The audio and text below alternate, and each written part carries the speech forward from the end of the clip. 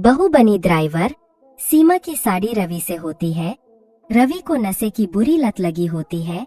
एक दिन अरे माँ, मेरा एक साइड का शरीर काम नहीं कर रहा है। मैं आज खेतों में कैसे जाऊंगा? अरे बेटा, ऐसा ना बोल। तेरे पापा के जाने के बाद से तू ही घर चलाने का सहारा है।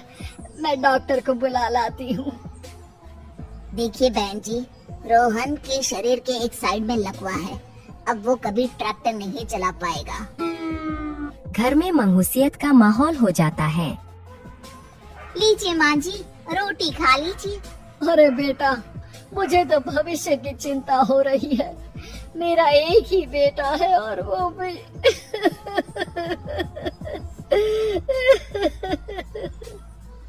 माँ जी, आप चिंता न करें। जब तक ये बीमार है मैं खेत जाकर काम कर लिया करूँगी। वैसे भी नशे के कारण इनका शरीर काफी कमजोर हो गया है। अगले दिन सीमा खेत में जाकर काम कर शाम को घर लौटती है। ये ले बेटा, पानी पी ले। कैसा रहा काम का पहला दिन? माँ जी, काम तो ठीक है, लेकिन मैं अगर ट्रैक्टर चलाना सीख लूँ ना तो काम और भी आसान हो जाएगा। अरे बेटा, दुनिया क्या कहेगी कि औरत होकर ट्रैक्टर चला रही है। माँ जी, या तो हम दुनिया देख ले या अपना घर, कोई बात नहीं। जब ये ठीक हो जाएंगे तो सब ठीक हो जाएगा। अरे बहू, जरा बाहर तो आना। जी माँ जी। बहू, तेरे मामा जी आए हैं, तूने बुलाया था ना? हाँ माँ जी, वो मामा जी ना आज से मुझे ट्रैक्टर चलाना सिखा। सीमा मामा जी से ट्रैक्टर चलाना सीखती है। वो मन लगाकर खेतों में काम करती है। और एक दिन माँ जी, पता है इस बार पूरे गांव में सबसे ज्यादा फसल का उत्पादन हमारे खेतों में हुआ है। इस साल तो खूब पैसे आएंगे। हाँ। सास खुश नहीं होती है। वो चुपचाप वहाँ से जाने लगती है।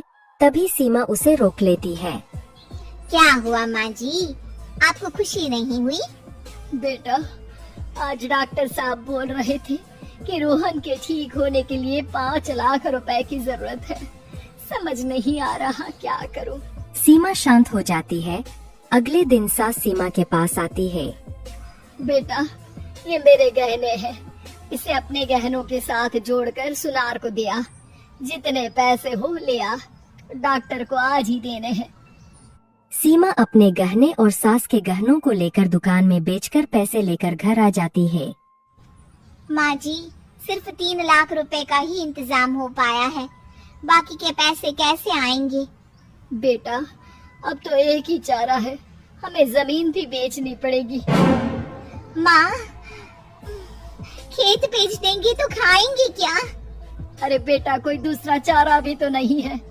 रोहन ठीक हो जाए तो वो मेहनत करके इससे भी बड़ी जमीन ले लेगा। सास बहू मिलकर खेत भी बेच देते हैं। अब पूरे पैसे लेकर सास डॉक्टर के पास जाती है।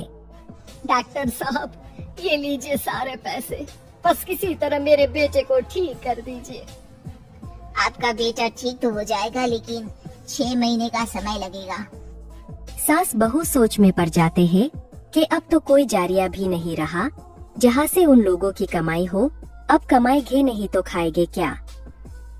माँ जी, मेरे माता पिता ने लड़की होने के कारण मुझे ज्यादा पढ़ाया लिखाया नहीं, लेकिन ट्रैक्टर चलाना सीखकर मैं कुछ काम करने के लायक तो हो ही गई हूँ। अरे बेटा, ट्रैक्टर अब कहाँ चलाएगी? खेत तो बिक गए हैं।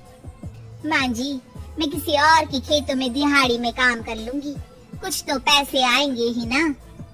कहकर सीमा काम करना स्टार्ट कर देती है। जैसे तैसे उन पैसों से गुजारा चल ही रहा था।